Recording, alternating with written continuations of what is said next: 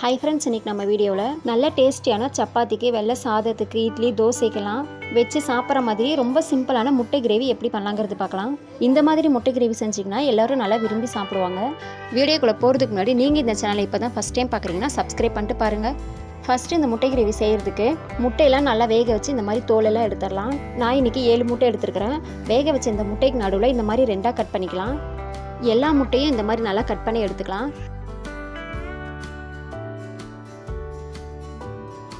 எல்லா முட்டையும் இந்த மாதிரி நல்லா கட் பண்ணி எடுத்ததுக்கப்புறமா அடுப்பில் ஒரு வானல் வச்சுக்கலாம். இதில் கொஞ்சமாக எண்ணெய் சேர்த்துடலாம். எண்ணெய் நல்லா சூடானதும் இது கூட 1/2 டீஸ்பூன் மஞ்சள்தூள் சேர்த்துக்கலாம். இது கூடவே 1/2 டீஸ்பூன் உப்பு சேர்த்துடலாம். உப்பெல்லாம் சேர்த்துட்டு நல்லா கலந்து விட்டுடலாம். கலந்துட்டு நம்ம வேக வச்சு கட் பண்ணி வச்சுருக்கிற முட்டையை இந்த எண்ணெயில் சேர்த்துக்கலாம்.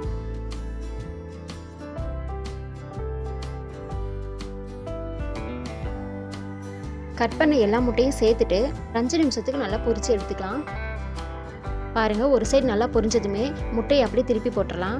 நம்ம எப்பயுமே முட்டை கிரேவி செய்யும்போது இந்த மாதிரி எண்ணெயில் நல்லா பொரிச்சு எடுத்து செய்யும்போது அந்த கிரேவி பார்த்திங்கன்னா நல்லா டேஸ்ட்டாக இருக்கும். இன்னொரு சைடு நல்லா பொரிச்சிக்கலாம். இந்த முட்டையை பொரிக்கும் போது அடுப்பு பார்த்திங்கன்னா லோ ஃப்ளேமில் இருக்கணும். அப்போ தான் முட்டை கருகாமல் இருக்கும். நல்லா 2 சைடுமே பொரிஞ்ச இந்த முட்டையை நம்ம ஒரு பிளேட்டுக்கு மாற்றிக்கலாம். இந்த முட்டையெல்லாம் ஒரு பக்கம் இருக்கட்டும். அடுத்தது முட்டை கிரேவி செய்ய ரெடி பண்ணிடலாம். அடுப்பில் இன்னொரு வானல் வச்சுக்கலாம். அதில் நமக்கு தேவையான அளவு ஒரு 3 டேபிள் ஸ்பூன் எண்ணெய் சேர்த்துக்கலாம். எண்ணெய் நல்லா காஞ்சதும் 2 ஏலக்காய், 3 பட்டை, 3 லவங்கம் சேர்த்துடலாம். சேர்த்துட்டு இது நல்லா பொரிச்சிக்கலாம் எண்ணெயில். இது கூடவே மீடியம் சைஸ் வெங்காயம் 2 நல்லா பொடியாக கட் பண்ணி வச்சுருக்கிறேன். அது இதில் சேர்த்துக்கலாம். இந்த வெங்காயம் பார்த்திங்கன்னா எண்ணெயில் நல்லா வதக்கிக்கலாம். இந்த வெங்காயம் பார்த்திங்கன்னா எந்த அளவுக்கு நல்லா வதங்கி கலர் மாறி வருதோ அந்தளவுக்கு கிரேவி நல்லா டேஸ்ட் கொடுக்கும். நல்லா எண்ணெயில் வதக்கிக்கலாம்.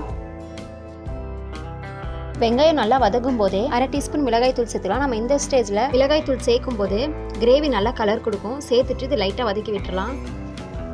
அடுத்தது இது கூட கொஞ்சமாக கட் பண்ண தக்காளி சேர்த்துக்கலாம். இந்த தக்காளியை அடுப்பு லோ ஃப்ளேமில் வச்சு நல்லா வதக்கிக்கலாம். தக்காளி வேகிறதுக்காக கொஞ்சமாக உப்பு சேர்த்துடலாம். உப்பு சேர்த்துட்டு நல்லா வதக்கி விட்டுடலாம்.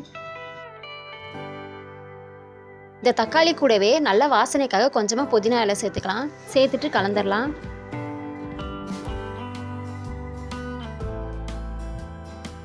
பாருங்கள், ஒரு 5 நிமிஷத்துலேயே தக்காளி நல்லா வெந்து ஒரு கிரேவி மாதிரி வந்துருச்சு. இது லைட்டாக கலந்துட்டு இது கூட மசாலா சேர்த்துக்கலாம்.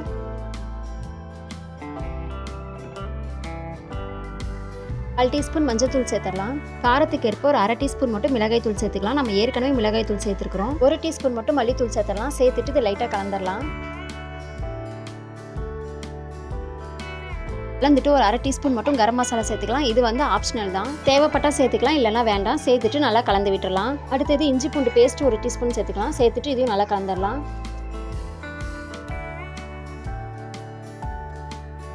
அவ்வளோதாங்க. இந்த மசாலாவோட பச்சை வாசனை போகிறதுக்காக ஒரு 1/2 டம்ளர் தண்ணி சேர்த்துக்கலாம். சேர்த்துட்டு ஒரு 5 நிமிஷத்துக்கு இந்த கிரேவி நல்லா கொதிக்க வச்சிடலாம்.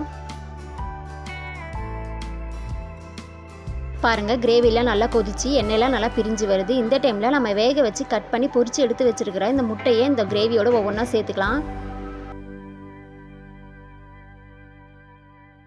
எல்லா முட்டையும் சேர்த்துட்டு இது கூடவே 1/2 டீஸ்பூன் மிளகு சீரகத்தூள் சேர்த்துக்கலாம்.